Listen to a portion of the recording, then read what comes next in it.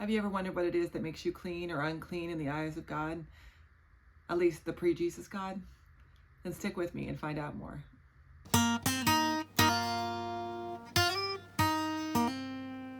This Sunday, this week in worship at Concord, we're going to be talking about Acts chapter 10, which is the story of Peter and Cornelius, who both receive visions, which ask them to go beyond what their comfort level is, to go beyond the boundaries they've set for themselves.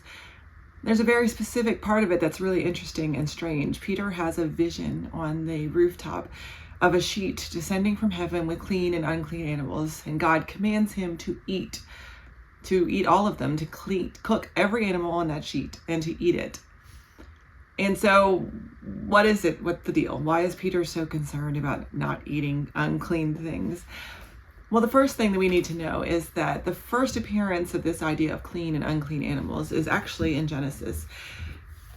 There are two flood stories, two flood narratives in Genesis. And the one that all of us grew up with is the one with the animals coming two by two. You might have sung the song of God said to Noah, you're going to build an arky, right? And there's two animals. The animals, they come in by twosies. Children's song about the Noah's Ark. But that's only one version of the story. It turns out there's also a priestly tradition or an insertion into the story by priests who lived later on of a second Noah's Ark story. And this story has animals coming in 2 by 7. So unclean animals came in by 2s, and the clean animals came in by 7. And this is a way to put back into the narrative of these unclean and clean animals. So where does this rule come from? For this, we have to turn to Leviticus. Now, Leviticus, if you are like me or most people in the world, if you've ever tried to start at the beginning of Genesis and read all the way through the Bible, my guess is you got caught up somewhere in Numbers or Leviticus. Leviticus comes number 3 in the Bible: Genesis, Exodus, Leviticus. And Leviticus is the story of the rules that the priestly class is going to have to live by. If you remember in the Exodus story, Aaron is made the chief priest for the people of Israel as they leave Egypt. And this family will be called the Levites, and they become the priests. So if you were going to be a priest in the temple, you had to be a Levite. And so Leviticus is named after the Levitical tribe, who were the priests. And so the rules in Leviticus only apply to the priests at first. And these are the rules of how to be holy. How do you be a holy person if you are a member of the tribe of Levi? What does it mean to worship God? What does it mean to be a holy people? What is going to set us apart as a nation for God? The cleanliness rules, the rules about what makes someone clean and unclean, appear in chapter 11, and they go through 15, but they go a little bit farther than that, and they're really complicated. There's a lot of nuances in them. And the purity laws are intended originally for the priests, so they are intended for people who are coming to the altar of God. They're the ones performing the sacrifices on behalf of the people of Israel. And they were really only intended for the priests to keep. So throughout the Old Testament, the only people who have to keep the very, very strict purity laws are the priests. When we get to what's called Second Temple Judaism, so that's once they've returned to Jerusalem and they've rebuilt the temple with Solomon, they spread these purity laws out to everyone. So now everyone must follow these rules in order to be clean, to be a part of the tribe of Israel. And so for the first 1,000 years of Israel, it was only the priests. And now for the next 1,000 years, it applies to everybody. So everybody has to keep these purity laws. And so you need to know what makes you clean or unclean. I should mention at this point that becoming unclean and then getting clean again is not a difficult thing. You might remember the story of Naaman, who has leprosy, and Elijah goes to see him and says to him that all he needs to do is to bathe himself in the river 7 times and he will be clean. That's not that hard to do. And so you can become unclean and then become clean again pretty quickly. It's not that hard. So it's not like you're condemned forever if you become unclean, forever. Even still today, if you were to break one of these laws, if you were the type of Jewish person who followed these laws, then becoming unclean is not the end of the world. It's not a huge deal. You just atone for them and you become clean again. So what makes you unclean? There are rules. There are some guidelines for you to follow. One of my favorite ones is you shall not boil the child in its mother's milk.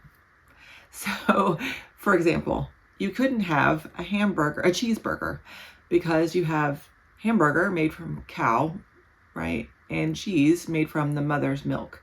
So you can't have cheese on your hamburger. That's the idea. You also can't have meat that's been mangled in the field. Your animal gets attacked by a wolf or a coyote around here or whatever. You can't eat that meat. Unfortunately, you just have to throw it away. You can only have animals that have divided hooves and chew cud. So if it has a smooth one hoof instead of a cleft hoof, and it doesn't chew cud, it eats something else, then you're not supposed to eat it. Your fish must have fins and scales, so no eels. Then there's a list of 20 prohibited birds that are very specific. There's 20 birds you can't eat. You can't have winged insects, so no catching bees and eating them. You can have insects of other kinds. You could have beetles. We have John the Baptist eating locusts later in his story, but you can't have winged insects. And you also can't have meat that still has the blood in it. So no rare steaks. These are all designed to set you aside as a person who worships God, who follows the one true God. And there are some reasons that we have tried to create to justify these rules. And the most common one is the idea that they're basically cleanliness codes. You can't have pig because pigs have trichinosis and it would kill you, right?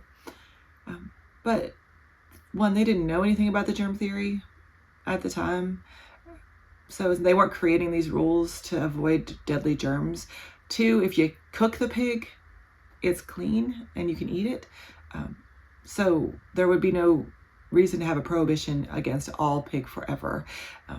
You could just cook it like all the other meat that you're required to cook until there's no blood left in it.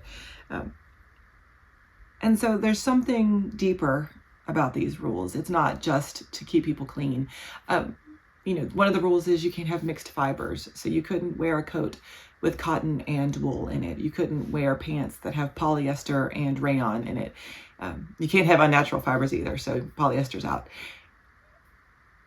There's no health reason for that. There's no cleanliness reason for not mixing those things. You were also unclean for reasons that didn't have anything to do with food. So you could become unclean if you have a physical deformity of any kind.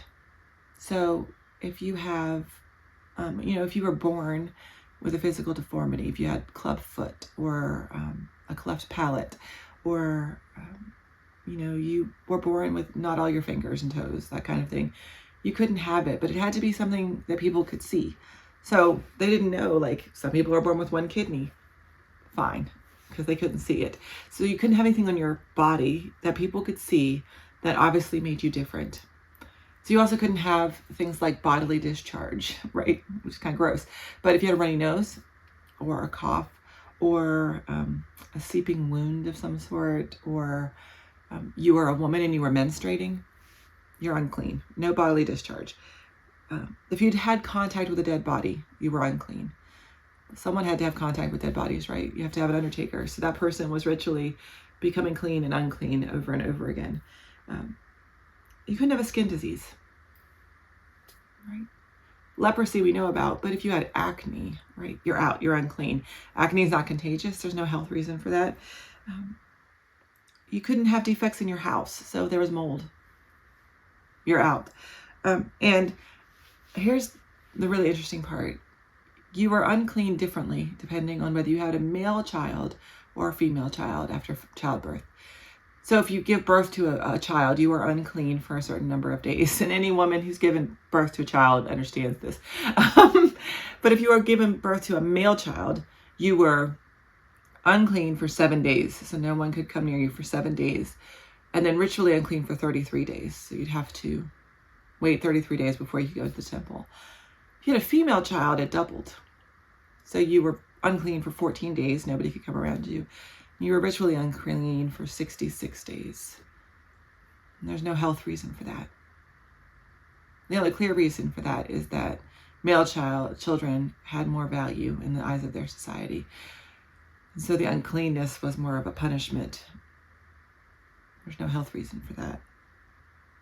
And so what really is behind this clean and unclean system is the idea that some people were different. That some people had things that made them abnormal, that made them outside of the community, that made them not part of the tribe in the way that the tribe wanted them to be. And so these physical things, these visual things, were reminders of their abnormality, that they were different, that they didn't fit into the group. And when your group is what keeps you alive, when you live in a world like the Hebrews did and like the early Israelites did, where your survival depended on being part of a community that pulled together and protected one another, that only had strength and was only protected because they could stand up against forces that were bigger than them, where they were in the middle of a world and a culture and a community where they were different. They stood out. You know, when the Romans came, the Romans were the dominant force. They were different. Then these clean and unclean laws, the idea of keeping kosher, the idea of maintaining cleanliness, of separating oneself, of distinctly identifying yourself as part of the community by these practices, is what kept you alive. And so when you were abnormal or different and you didn't follow the rules, when you stood outside of what was considered the community standard, then that was an actual danger to the community and to the survival of your people. And so I think, and some people agree with me, that these unclean and unclean thing in the Old Testament was more about community identity. It was more about what made you a Hebrew person, what made you someone who was worthy of worshiping God, of standing at the altar, of being a part of this community. So the question for us as we come together and worship on Sunday is, what are the things that we think make people clean and unclean? What are the things that we mark as abnormal and as different? What are the things that make people other? And how do we exclude them from our community, whether consciously or unconsciously? How are we requiring people to follow these purity laws in order to be good enough to be one of us? God bless.